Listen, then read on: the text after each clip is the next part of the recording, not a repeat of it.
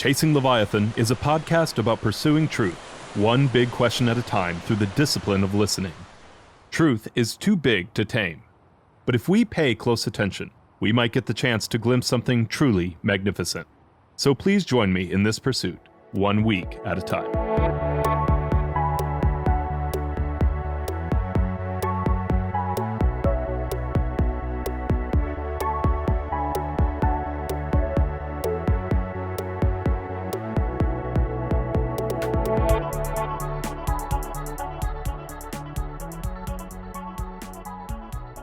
I brought Dr. Bajalan onto Chasing Leviathan to help me better understand the modern Kurdish political situation.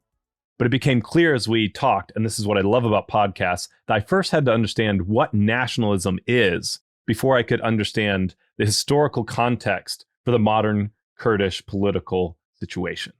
And so what we decided to do is to take what ended up being a much longer interview and turn it into 2 episodes. One focused on what is a very distinct discussion about what is nationalism, and another on the modern Kurdish political situation, and specifically the historical context that led into the creation of the modern Kurdish political situation. So I hope you'll take the time to listen to both and enjoy them. Thank you. Most of my experience with the Ottoman Empire in history has been either, sadly, video games or Age of Empires. But I mean, I was a history major in college, but generally the Ottoman Empire was a story told from the West as the sick man of Europe, the antagonist, that sort of thing, a player in World War I, but not like a main actor. And so if you don't mind, and I don't think we'll be able to dig too deep into it, I want to be respectful of your time, but if in broad strokes, if you could tell us, explain to us the Ottoman Empire and how its dissolution led into the Treaty of, I'm going to probably pronounce this, but of Lausanne, and then the Treaty of, the Treaty of Severus, and then the Treaty of Lausanne, and how there were promises made and promises broken. And I think that would be really helpful to help people understand empire building in general, but also maybe the plight of the Kurdish people is too strong a word, but the current situation. Sure. So when we look at the Ottoman Empire, it's very easy to look at a historical atlas and you see the green. It's usually green, and the green grows over time, and then the green starts shrinking. But of course, the Ottoman Empire as a state, evolved involved in very different ways over time. The early Ottoman state was, a tribal confederacy, in Anatolia, relatively small. And then obviously in the, 15th and 16th century, it evolved into a relatively centralized feudal state. And what I mean by that is, you had a society where, political power was derived from the control of land. And how, Machiavelli talks about this. And why I say relatively centralized was that, in France, for example, the feudal vassals, had their own sort of direct relationship with the population. They were their own subject kingdoms, and everything was run through them. Whereas in the Ottoman Empire, at least legally speaking, in the core regions of that empire, the Sultan was free to distribute, land grants to people. For example, unlike in parts of Europe, the administration of justice was the purview of the Sultan. They had a system called the Qadi system, which was like a legal, this wasn't applied everywhere in the empire. Kurdistan, the Kurdish area was a little bit different. The areas on the frontier were different. But you had this relatively, centralized feudal state that was militarily quite successful, not necessarily because of technology, but because of organizational and logistical reasons. What I mean by this, for example, is like the King of Hungary. One year he would call all his vassals and say, hey, we're going to go fight the Ottoman Empire. And they would come. But then the next year, when he calls them to campaign, they're like, yeah, we're not going to come, right? Whereas the Ottoman Sultan had a far stronger hold over his subordinates, so was able to sustain like a military every year.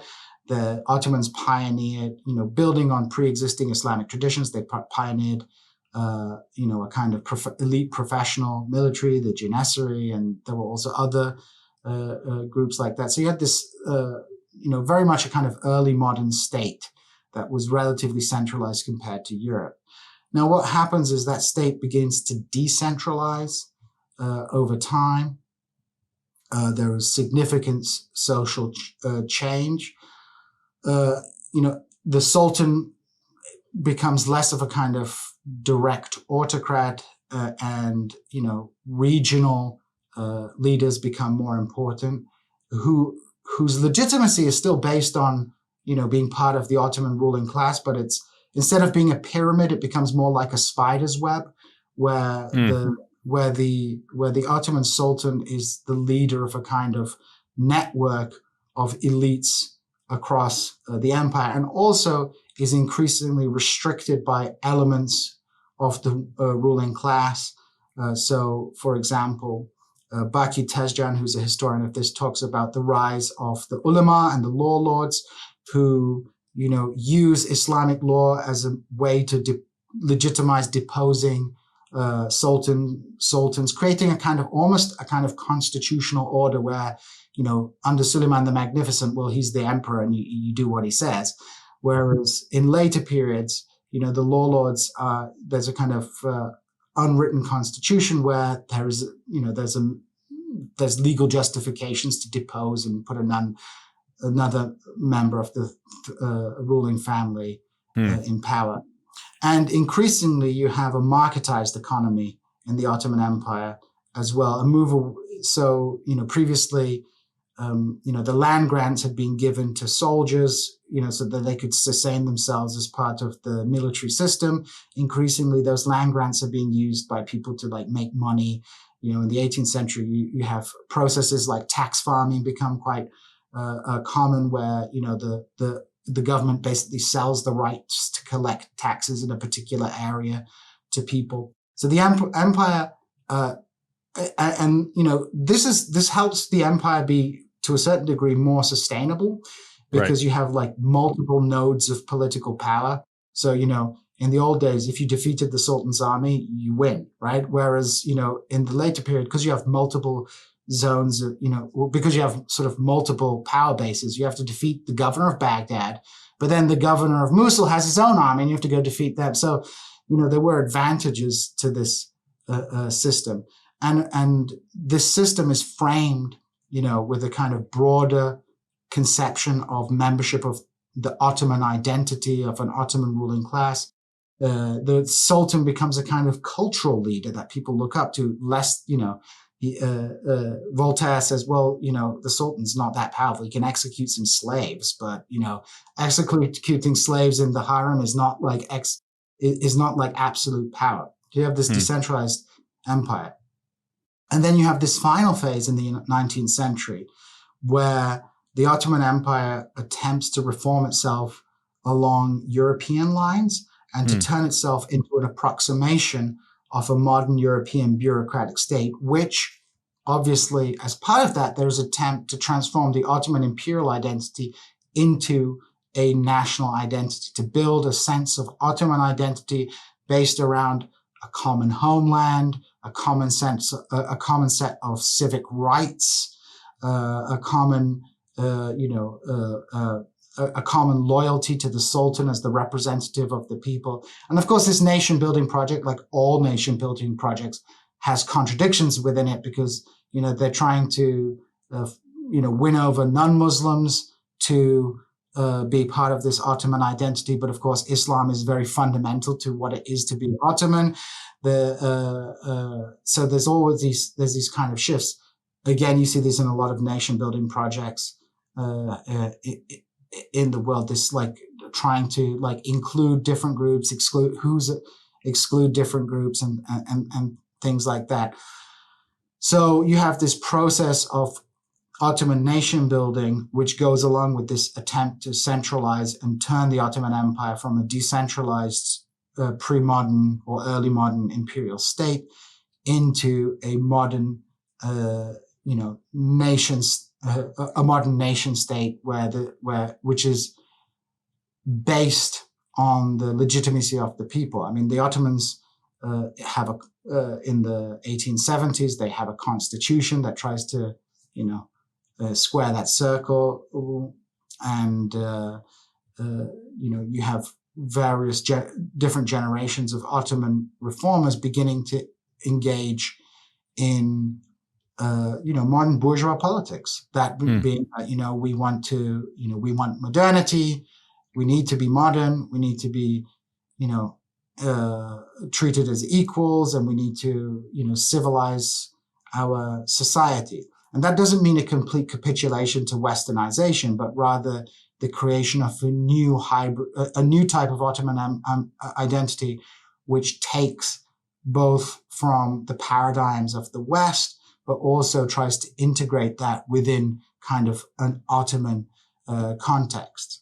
So, for example, many of the arguments for constitutionalism in the Ottoman Empire were based not necessarily on sort of Western political theory, but a reinterpretation of Islamic history, which said, like, hey, if we go back to the early days of Islam, and if we go back to the days of the Rashidun caliphs, these guys were not despots, but were actually selected by the community to lead. So there's a kind of saying that actually constitutionalism is like just an updated form of Islamic practice. There's an attempt to standardize, for example, Islamic morality through the school system, right? So that people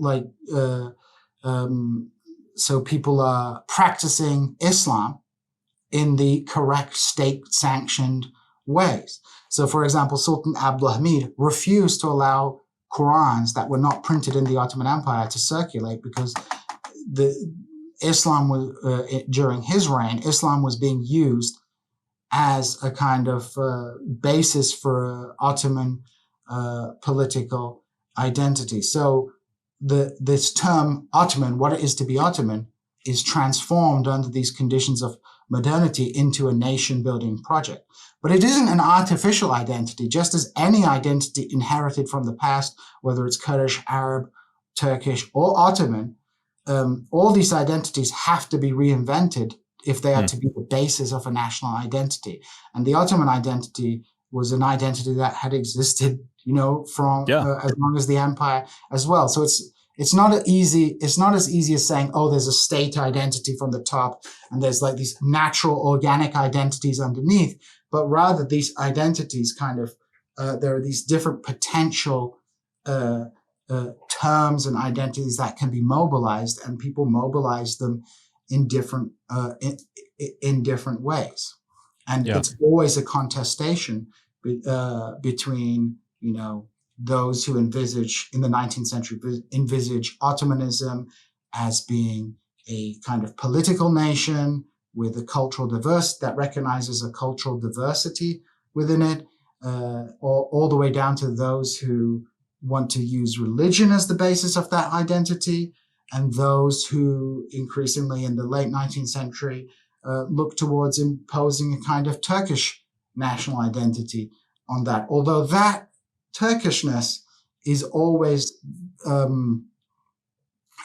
kind of complicated because, firstly, many of the people advocating for the Turkification came from outside of the Ottoman Empire, and even at the very late stages of the Ottoman Empire, the sort of Turkist tendency approached different groups in different ways.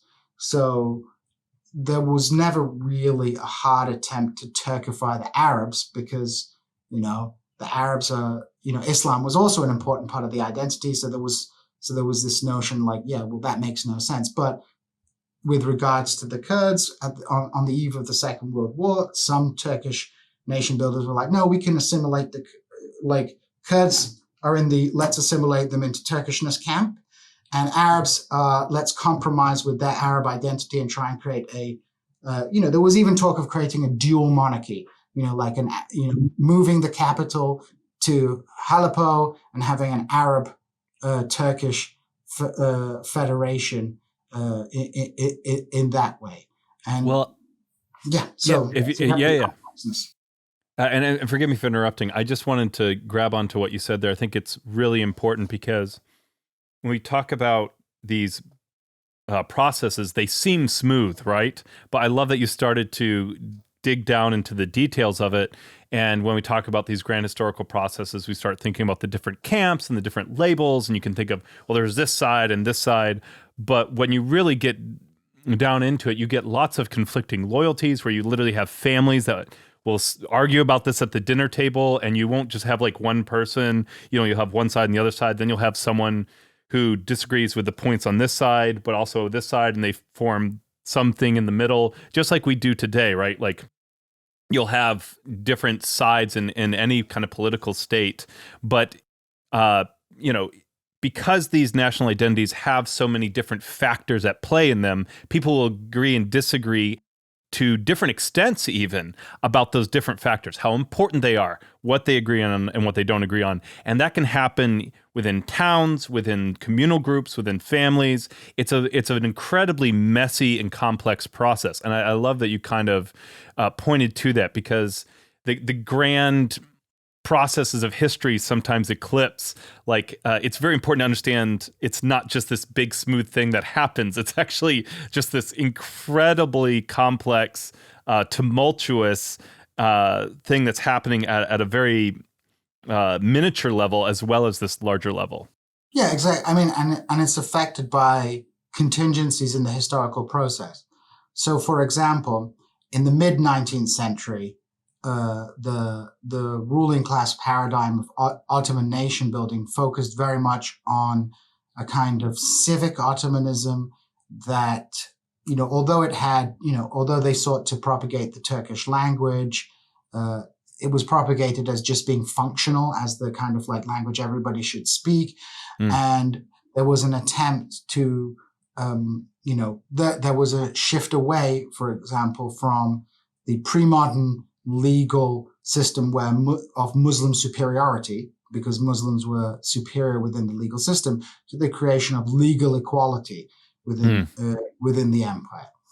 And this kind of Ottoman patriotism, where you would be an Ottoman patriot whether you were a Christian or a Muslim or a Jew. In 1876, 1877, there was a war with Russia, and the Ottoman Empire lost large parts of the Balkans. And this meant that the demographic balance within the Ottoman Empire shifted very decisively in the favor of Muslims.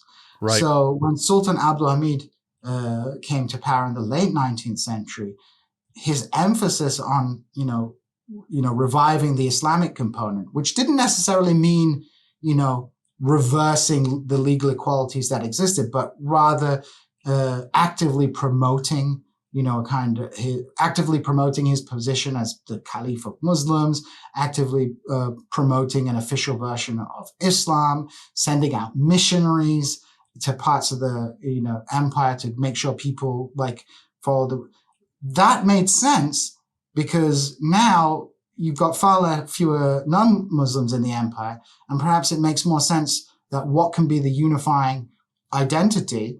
Well, the unifying identity can be Islam, because what do you imagine that the reaction of Muslims, or many Muslims, had been to the attempt to give Christians legal equality? Well, there was a kind of backlash to this, which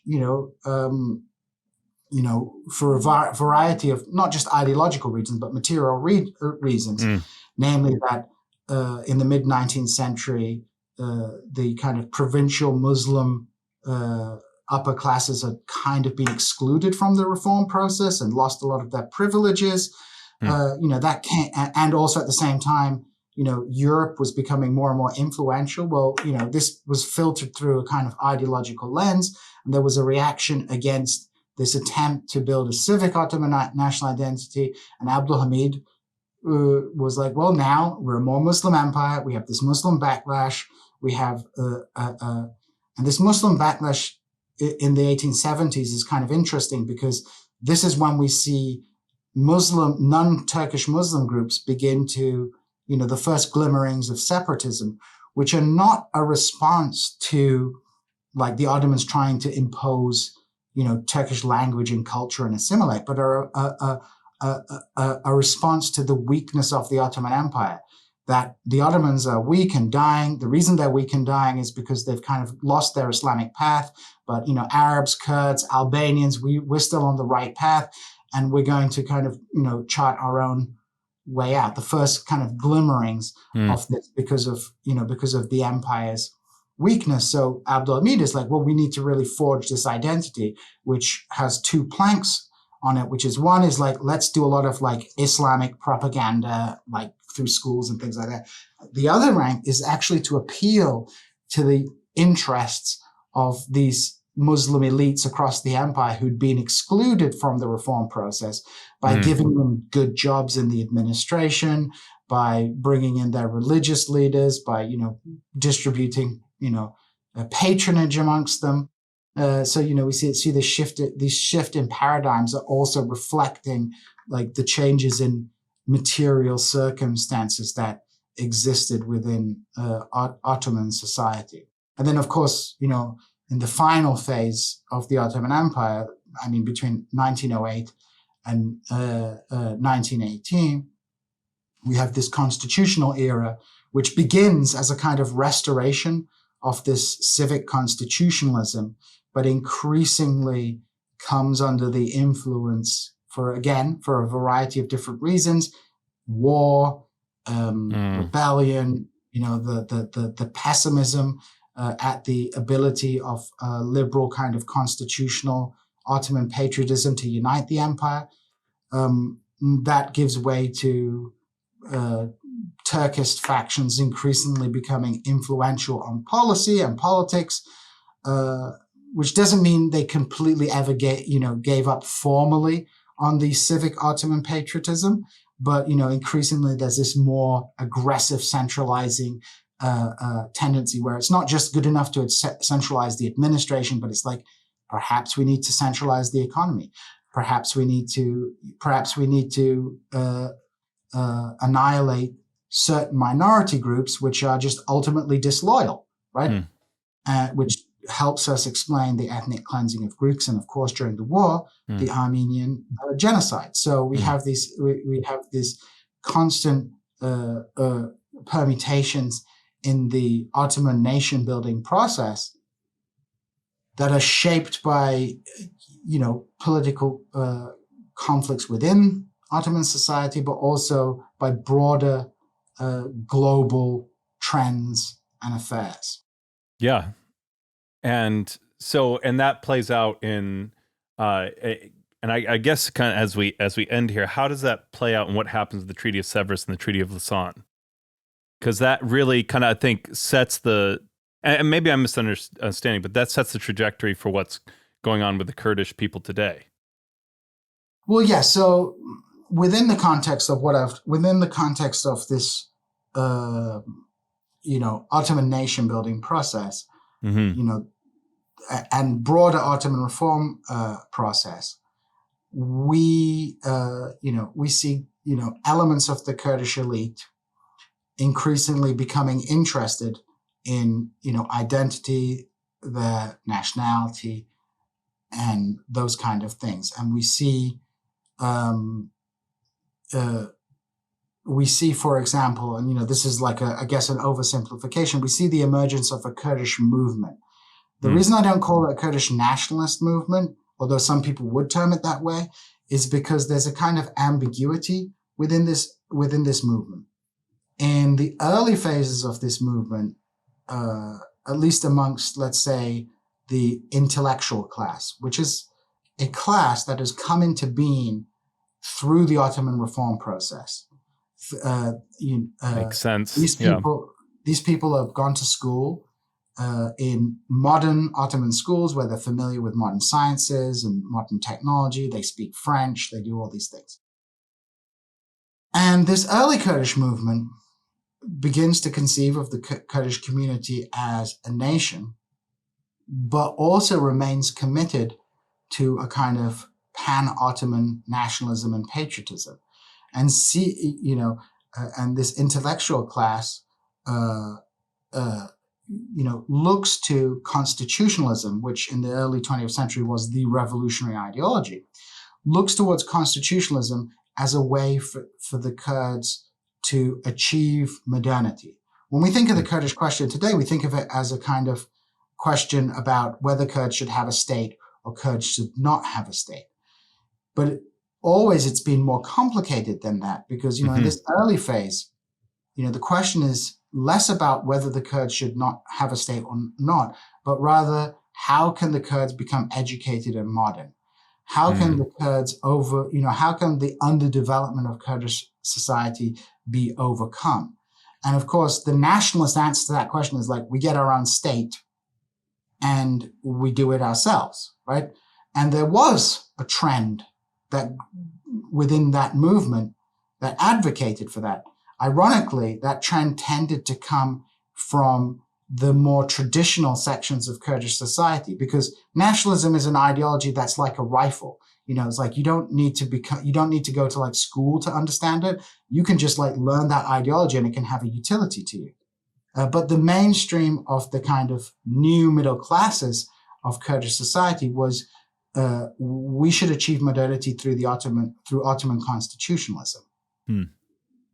And the nationalist wing of the movement tended to come from, there were obviously some intellectuals that didn't agree with that and became nationalists, but there were also, let's say, tribal leaders who, for them, the Ottoman process of centralization meant their authority was going down or they were having a difficult time. So nationalism was a useful ideology for them it was a useful way for those kind of renegade Ottoman Kurdish intellectuals and those tribes to have a common framework for political action and have a common political program.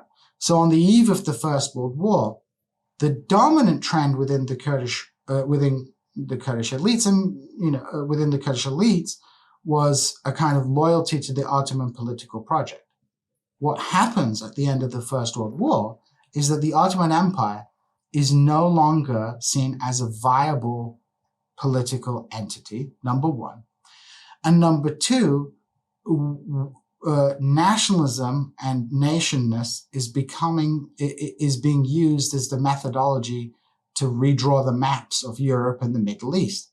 So within that context, that intelligentsia, the irony is during the Second World War, the kind of nationalist Kurds were defeated, militarily defeated. There was a guy called Abdurrazak Bajalan.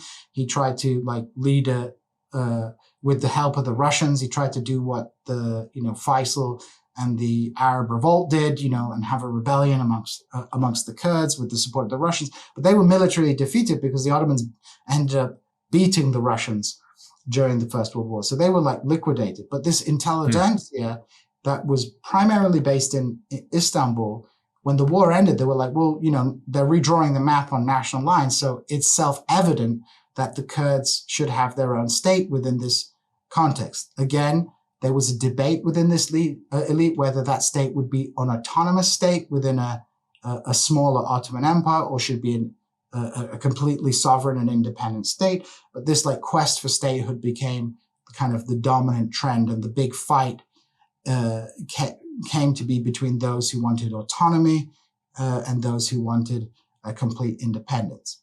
So after the war, Kurdish groups mobilized, in particular the society. Yeah. Forgive me. I just want to make sure. When you're saying the war, you're talking about World War I? World War I, yes. Yes. Okay. Just so want to make sure. At the end of World War I, Kurdish groups mobilized, and many of those leaders within this new wave of mobilization had been involved in the Kurdish civil society that had come into being following the 1908 constitutional revolution, a civil society that had generally been directed towards not agitation for Kurdish statehood, but rather education, economic development, cultural advancement, interest in history, all political things, right? But not statehood. This elite this new wave of mobilization, manifest in the formation of the Society for the Betterment of Kurdistan, which ended up splitting between pro-autonomy and independence factions. This group began lobbying the great powers for inclusion, for a Kurdish state. And this obviously, at the Treaty of Sèvres, they were successful. They made an agreement with the Armenians, who had overlapping territorial claims. And of course, there was bad blood between Kurds and Armenians during the war, because many Kurds had participated in the Armenian genocide. But there was an agreement reached. There was a treaty, signed, but it ultimately failed. And the reason that it ultimately failed is less to do with what the Kurdish lobbyists had done or had not done, but more to do with the facts on the ground. And although the war had set the stage for the partition of the Ottoman Empire, as I mentioned before, on the Eastern Front, Russia had been defeated. So when the war ended, the majority of the Kurdish region was still under Ottoman control. So, when the British, made treaties to separate the Arab provinces from the Ottoman Empire, that reflected a real concrete military balance of power on the ground. The Ottomans had been booted out of those regions. When they made the Treaty of Sèvres, which set up an Armenian state, which set up a Kurdish autonomous region that might have a pathway to independence after a year, which gave land to the Greeks. Well, there weren't troops on the ground to enforce that. And the Allied powers did not have the interest to do that. So what happened was the Ottoman government that had signed that treaty lost legitimacy. And we see the emergence of Mustafa Kemal Atatürk, Mustafa Kemal Pasha, as he was at the time, who led a kind of rebellion from within the Ottoman state. It wasn't really a revolution in that sense, but rather the structures of the Ottoman military, as well as the structures of the Committee of Union and Progress, the Young Turks, which was the dominant political party that ruled the Ottoman Empire during this period. Well, the leadership of the Young Turks fled the country, but all their institutions and party branches were still in place. They had, during the Battle of Gallipoli, stockpiled weapons. The Ottoman military that was in Anatolia had not been defeated in its entirety. It retreated. It still existed.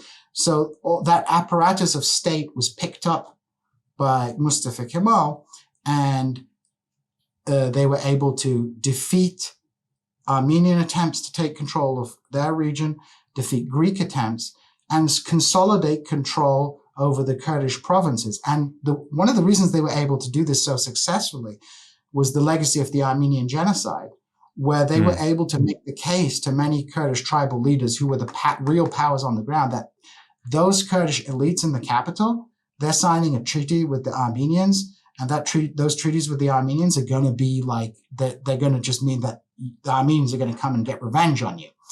So, and it's important to notice during this phase known as the War of Independence in Turkish history, but was kind of a civil war that was taking place in Anatolia between Muslims and non-Muslims. The Mustafa Kemal, the founder of modern Turkey, was not making Turkish nationalist propaganda, but making Islamic-based propaganda. So, the British, who controlled their own little bit of Kurdish territory, didn't really have an interest in sending, hundreds of thousands of troops to create a Kurdish state on the ground. And for the Kurdish regions that would become part of Iraq, there were a whole host of reasons that they wanted to include them in the new state of Iraq to balance out the Shia population, which the British had a kind of Orientalist view that the Shias were like irrational and the Sunnis were more rational. And so, and they wanted to bring in a king. So, and there were strategic reasons. There was the question of oil in the north of the country. So the great powers didn't have an interest in imposing Kurdish statehood. And Turkish military resistance, the resistance of the remnants of the Ottoman state that would become the basis for the Turkish Republic, they were able to mount a strong enough resistance and win over enough Kurdish support to make it like completely politically implausible to do. So when the Treaty of Lausanne came into being, this reflected the facts on the ground that had existed, not even at the end of the war, but in 1917. Where the critical moment is that when the Bolshevik Revolution happened and the Russian army collapsed, that meant that Kurdistan and Armenia, or those territories of Anatolia, they were reoccupied by the Ottomans, and so the partition that was agreed to was a partition that had shaken out, basically because of the Bolshevik Revolution and the British advance in Iraq. Served as always a kind of pipe dream of like a maximalist like punishment and partition of the Ottoman Empire, and ultimately failed because of A, military resistance from the remains of the Ottoman state, and B, there was just no great power interested in establishing a Kurdish state. And, this is, where the question of, sympathy and organization comes in. If we look at the Armenian example, there was far more European and American sympathy towards the Armenians than the Arabs. And the Armenian nationalist movement was far more organized and sophisticated than that of the Arabs. But the Arabs got a state because, of the military balance of power. The Armenians didn't get a state because of the military balance of power, not because, there was innate hostility or they were less organized than anyone else. And this leads to a crucial point that, people have made before. It's not an original point by me, but it's something that gets a little bit lost because we live in an era where everybody wants to talk about agency. Yes, agency matters, but when we talk about which states end up being, created and which don't, it's important to understand that nationalism and the nation state are not simply something that evolves within distinct communities or distinct society, but it is a global system of political organization. And whether a movement or a people or a group can be recognized as a nation comes down primarily to a military balance of power and the acceptance of the world of nation states, that you can come into that world of nation states. And so, even today, that leads to kind of all kinds of complexities. Because, for example, Russia can recognize Abkhazia, or the West can recognize Kosovo, but they can't ever fully become part of the world of nation states because not everybody in the system signs off on them. But they're able to exist de facto as nation states because of the military balance of power.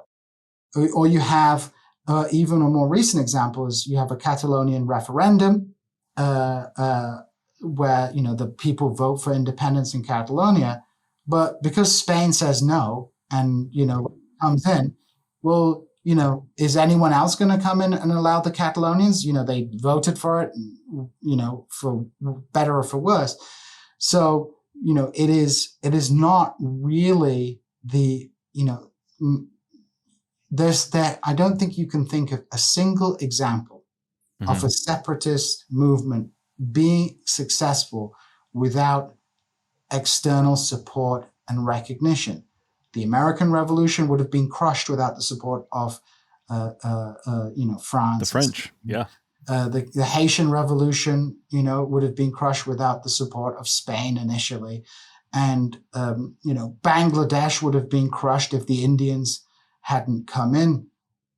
So, another an important understanding, what the decisive factor is regarding the success or failure of a national movement is not how well organized or how objectively a community feels itself as a nation, but is ultimately the concrete geopolitical balance of power. Yeah, absolutely. And unfortunately, I think we have to wrap up for our time here, but kind of, I think you definitely deserve that drink. That was incredibly concise and so helpful. I'd never had such a clear explanation of what happened to form those different nation states in the wake of World War One.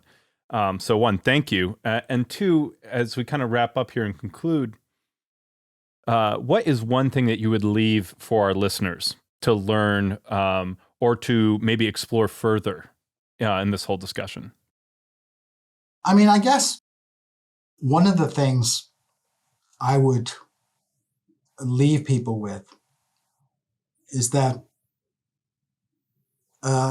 when thinking about, ethnic or national conflicts, try and avoid immediately accepting a simple binary that it is a conflict between two groups over a nation state. It may be, but often there's a kind of more complex history involved.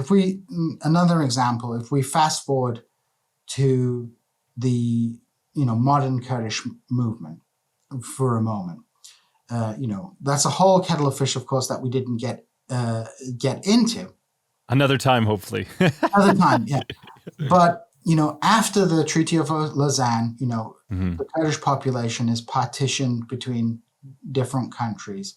And obviously the Kurdish movement within each of those different countries has taken on different characteristics because there's different, geopolitical relations between those countries and the great powers. Those countries have different political evolutions and so on and so forth.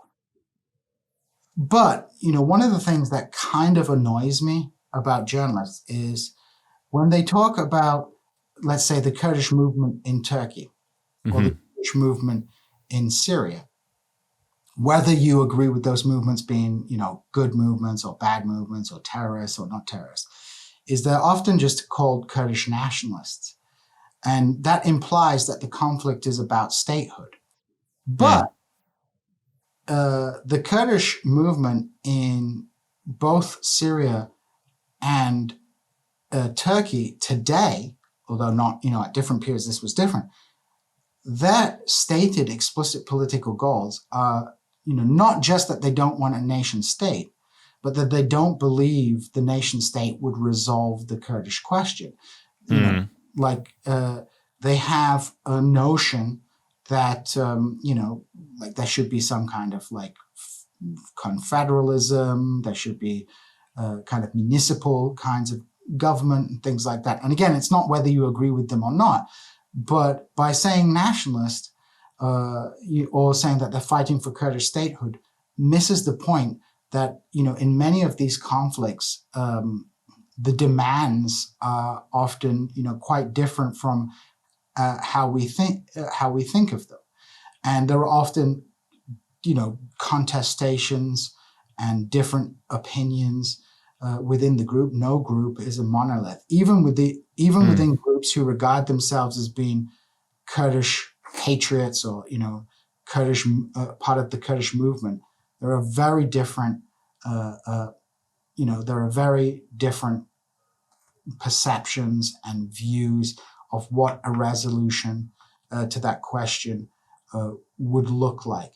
And one thing, we might hope for is that, some of these, I think the history of the world shows that, the creation of new nation states, although obviously it's kind of morally defensible because like if one group gets a state, the other group doesn't get a state.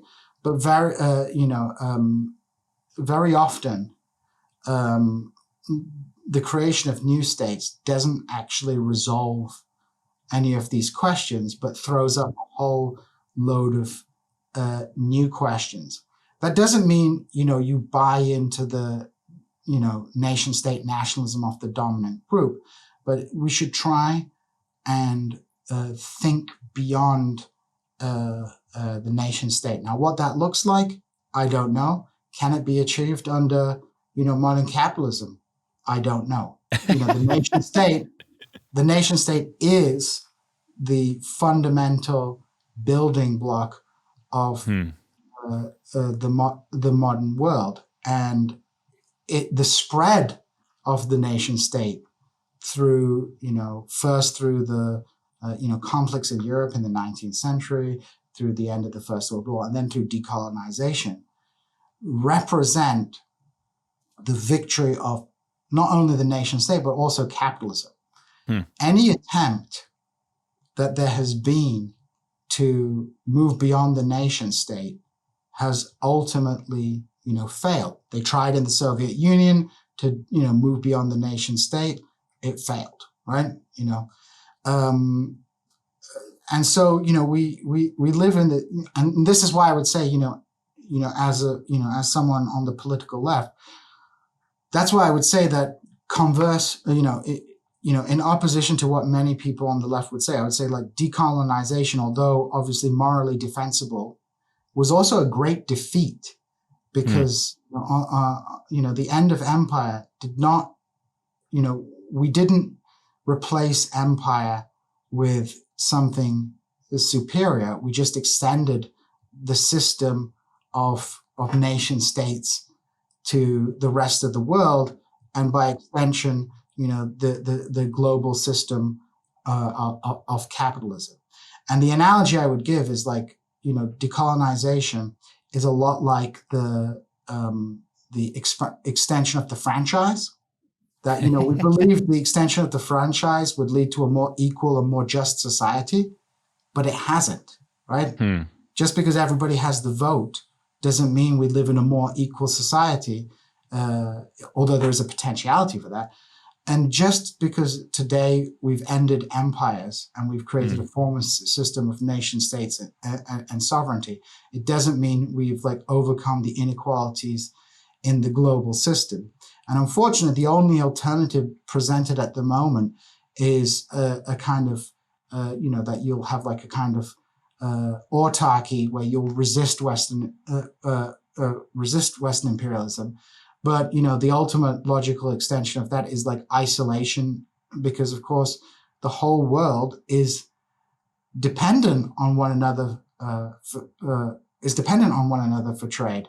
So it's like it's a really difficult conception for us to come up. And to finally, I guess, get to the Kurdish question is, the Kurds in Iraq, although they didn't quite get to the full sovereign independence, are functionally operate as a largely independent nation state. That hasn't resolved the Kurdish question.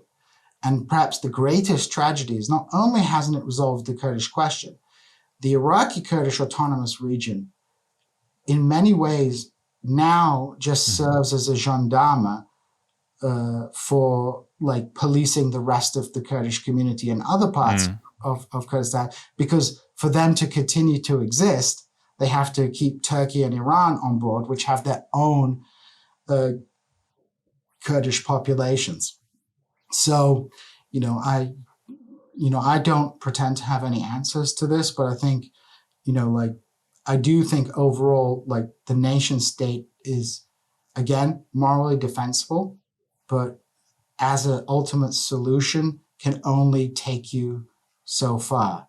I guess, being tortured by someone who speaks your own language for political crimes is better than being tortured by someone who speaks another language. But at the end of the day, you're still getting tortured. What a tremendous ending line. Dr. Bajalan, thank you so much. It's been a real pleasure. Thank you so much.